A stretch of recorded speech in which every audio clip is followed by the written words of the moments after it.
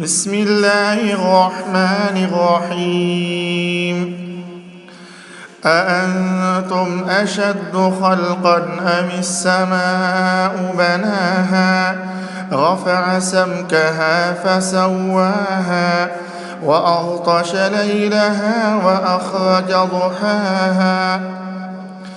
والأرض بعد ذلك دحاها أخرج منها ماءها ومرعاها والجبال أرساها متاعا لكم ولأنعامكم فإذا جاءت الطامة الكبرى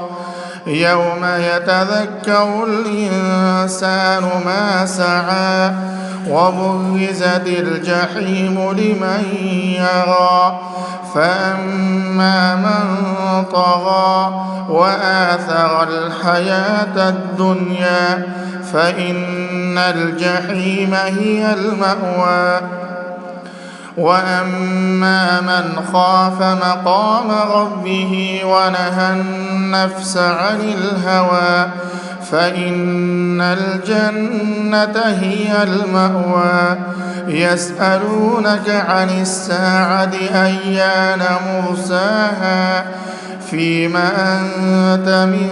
ذكراها إلى ربك منتهاها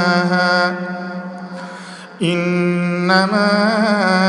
أنت منذر من يخشاها كأنهم يوم يرونها لم يلبثوا إلا عشية أو ضحاها.